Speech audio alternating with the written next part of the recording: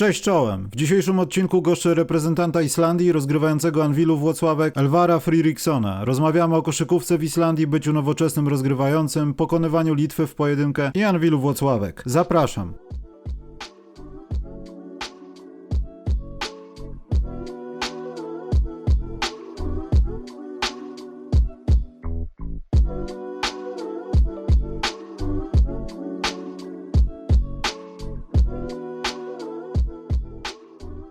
Hello, Mr. Friðriksson.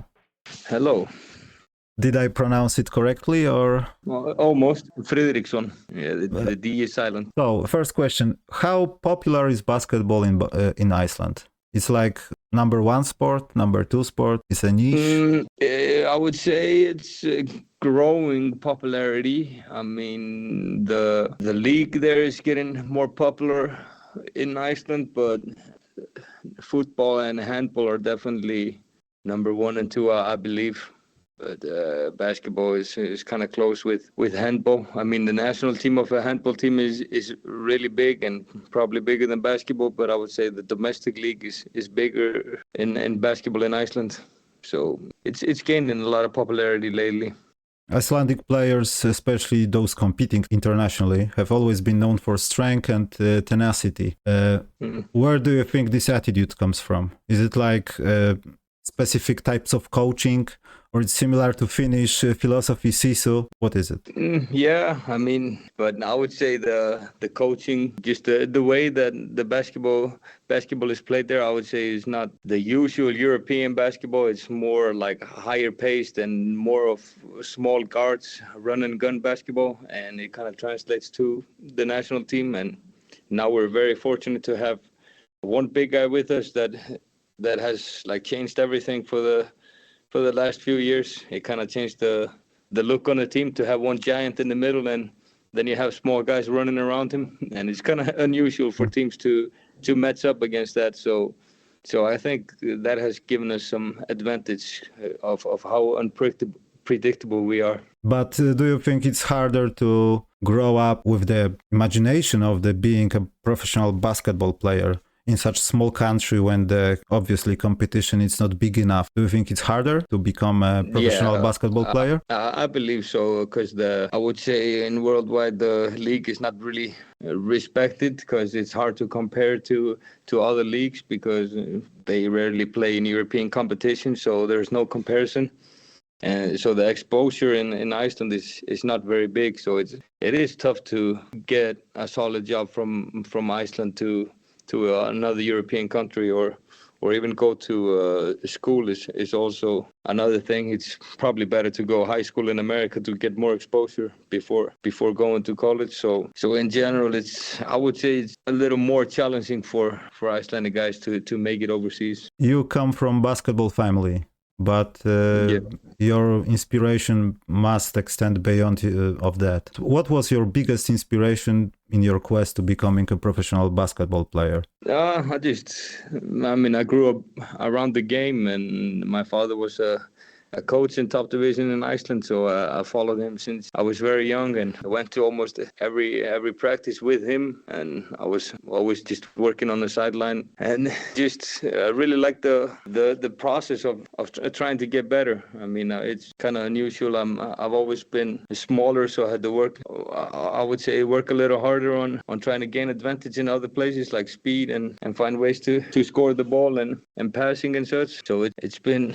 pretty it was a long process to make the next step, but I really liked it, and it's just something that became a part of me. So how you end up in NCAA? I remember it was some drastic changes in my hometown club. They were in some financial trouble, so they decided to go one season in top division with just the under 20 team and along with two Americans, and that's where I got the chance when I was 17. The season before that, I didn't even play a single minute in the final game in under 20, so it was a big jump, going from barely playing with the under 20 team to starting the first game of the season in Iceland. And that's kind of where I had the platform to develop, do mistakes, and go on from there. And I was there for for 3 years before I got some attention from schools in America, where was the goal was to get a degree in America, and then I was able to do that. What was the degree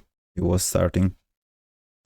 Business management. Is it true that you are studying during the season? Yeah, I'm finishing my master in June, so I'm just doing a little bit on the side. There's a lot of free time, and it's good to keep the mind occupied and trying to have some purpose outside of the basketball court. So I try to. I'm getting my master's now in June, so hopefully that will help me after my basketball career. Okay, but it's hard to balance it with the games and training. No, it's just online school, and I can do okay. it on own time. So I just do it whenever I have free time, and I can work on the assignments, and so it's not very complicated to mix it. You did participate in games of small states of Europe. Can you describe the event, the competition, the level of the competition? Yeah, I did participate in 3 tournaments, I believe, and the first one was when I was 18 years old, and then it's kind of the national team sends the B team, basically guys that wants to develop. So it was a great platform to play for the national team, and you're able to play, to develop, without the best players. You get a lot of playing time, and there's a lot of rooms for mistakes, because the goal is maybe not to win it. It's more just to develop guys that are knocking on the door for the national team. So that was the great tournaments, just to get a feel of how it is to play a national team game, even though the level is obviously not the same as in a regular national team game. A real national team game. Let's move on that, because the game on versus Lithuania. Oh man, -21. Elvar Friðriksson barehandedly took down the whole Lithuanian team. How is to be in such a game when you are losing and you see that everything is going well, you are attacking the basket, last second shots? It's like Kobe Bryant zone. You don't think about it. It's just happening. What is it? Yeah, I wouldn't say I did it single-handedly. You did. It was more. I remember I was on the bench with 8 minutes left, and they decided to put me in to give it one more shot. And the guys that came off the bench were kind of creating some mess on the court for Lithuanian team. They were getting some stops and playing fast, so they threw me in there. And my role with the national team is a little different. I'm supposed to shoot at the basket whenever I see a daylight, and play the combo guard instead of like a pass first point guard. So that was my role, and I had to take accountability and try to make something out of it, since I saw we had a chance. I was fortunate enough that all my shots went in the fourth quarter. Yeah. It was kind of like a comfort zone I got into. It's when you see one and you kind of have nothing to lose, no expectations to win the game. So it was just going smoothly, I guess. I wasn't forcing anything, or it just happened, I guess. Such games are very typical sometimes, because when you are losing, like you said, you don't have nothing to lose. So probably you are going to attack basketball more aggressively, and they are going to lose themselves in few possessions, and you are going on. But really, it was like watching melting snow, really. Yeah. Possession after possession, and they really tied their defense. It's like going like that. It's like supposed to be go like that. So I was very curious. How was it? It's like into the action. You don't think about it. Yeah. I mean, there was like a 4-minute period where we were just playing really wild, and we were just trying to play really fast and attack every gap we could see, and shoot every open shot we could get. And then I looked back on the clock with 2 minutes left or something, and I saw it was only 8 points or something. So I figured there is still a chance. So we had to go for it. And of course, when you're up 21 points in fourth quarter with only 8 minutes left, you kind of tend to relax, and luckily we didn't relax, and they lost the lead very quickly, and maybe a little bit of luck, and also just the momentum was just on our side. Yeah, the best word, momentum, in such a game. And the last second shot was really like just had to go in. Yeah. Okay, but you said you were a combo guard in this particular team, like national team. But if you need to describe yourself You are more shooting first or more passing first guard? Just depends on what the team needs from me. I mean, when I was in college, I was a scoring guard, and when I played in the Icelandic league, also a scoring guard, and a couple of other leagues I played in, and then kind of to move to a higher level, I had to be more of a passing guard. There are more guys around you that wants to score the ball, and sometimes you just got to take the role what's given to you and try to make the best out of it to help the team. And I feel like that's kind of the situation I go with. And, you know, of course, I want to be aggressive and trying to score because that helps with the passing too. But sometimes there's not much room for that. So I just gotta kind of balance it, I would say. Pick and roll or spot up shooting? What do you prefer? Yeah, probably more used to pick and roll because I've been, for the last couple of years, I've been more a creator than spot up shooting. But with the national team, it's more just shooting in general, even though it's spot up shooting or off the dribble. So I believe I can do both pretty well. A season in Lithuania, 2 in Greece, and now in Poland. How did you end up in Polish league? It's like a fame of Polish league, contract, or something else? Yeah, just a little bit of a mix of course. I wanted to join a team that wanted to fight for a title in the league. Unfortunately, we're not there yet, but hopefully we can get there. That was a big reason. I mean, I was in Greece in the bottom half for 2 seasons, and I wanted to find a situation where I could fight for titles. And also just basketball situation, contract, just it all has to hold hands. I believe it was the best fit for me in the summer. How you can describe Anwilu Włocławek? What kind of team it is, and can you say about the biggest strength of this team in the season? Well, I think that's been pretty obvious. We can play fast-paced offensive game, and we have a lot of guys that can score the ball. But what we've been lacking is some toughness on defense, and that's clearly something we need to improve. I believe that's like the main issue, and everyone can see that, and that's up to us to take accountability for that and trying to do better there to give ourselves a better chance to win games. So I believe we have a lot of weapons. We just need to figure out a way to put it all together. We need to be delicate, but let's say a team is not performing very well right now. What is the hardest thing for an athlete like you, which is obviously riding high after Eurobasket games, really, and you are still in the zone, let's say.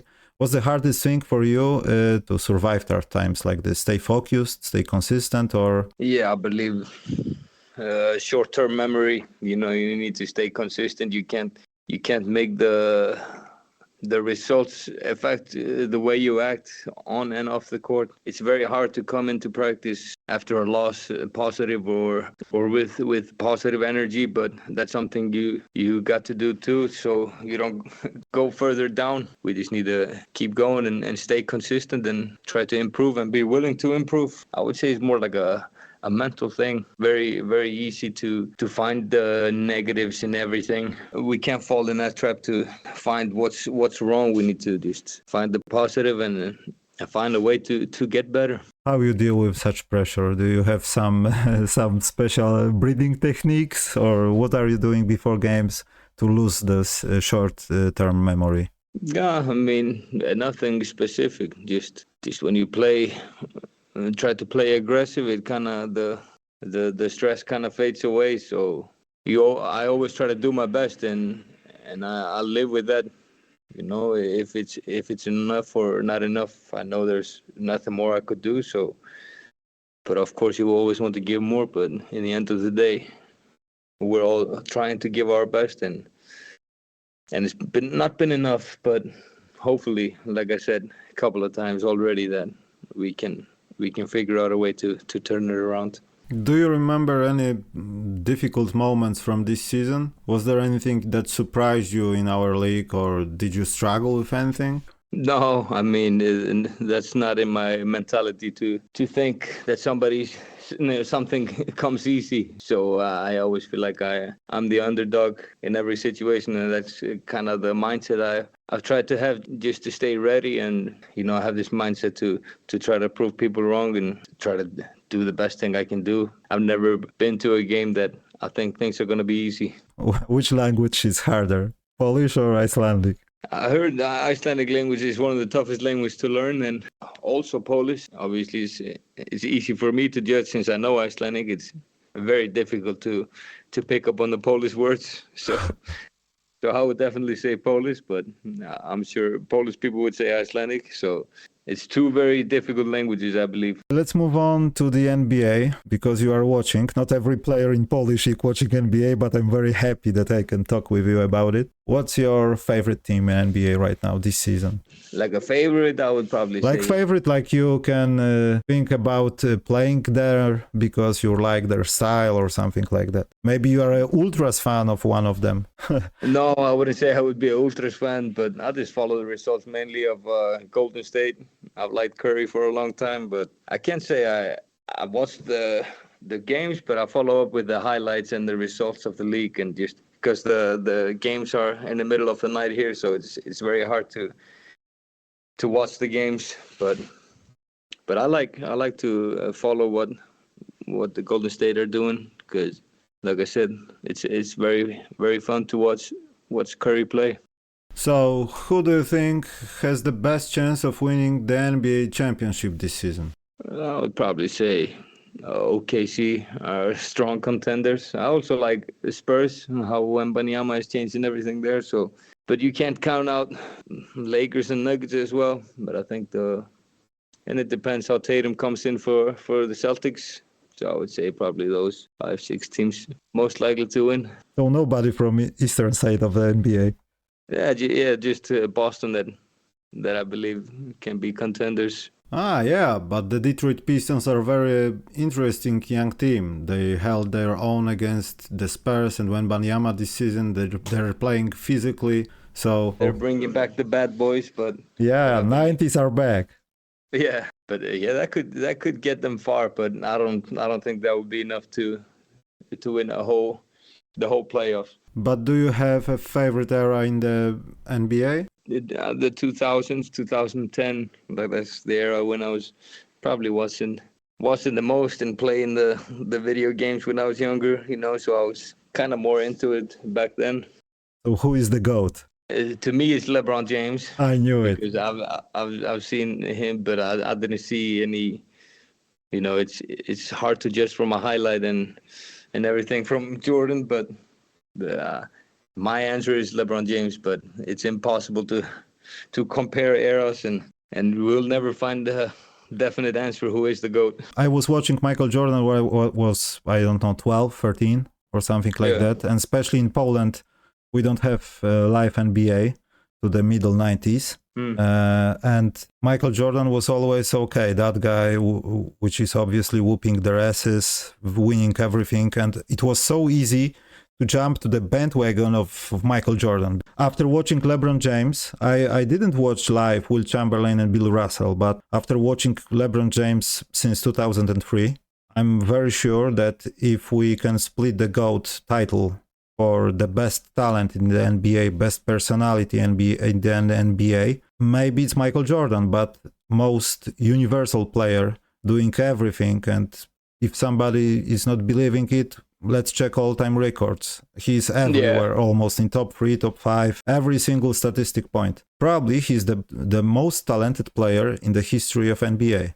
Yeah, I could agree with you there. So probably when we look back in maybe 20 years on LeBron's highlight, then we realize how good he was. When they put these highlights of old players together, or to say how great they were, it's gonna be even better with LeBron, I believe, and the things he has done and achieved is just unbelievable. Did you dunk in game? No, I never dunked in a game. But did you try, or it's just like, I'm not doing it because it could hurt? Yeah, I don't think I jump high enough to even do it. I have more agility, like from my football, You know, okay. not so much jumping, but I played football when I was younger, so I have more agility to the sides and change of direction and stuff. So Basketball won. yeah, I guess I had more love for the game there. Really? But did you think that, okay, I could be a professional football player? Yeah, I definitely believe if I would put in the same work I put into basketball, I could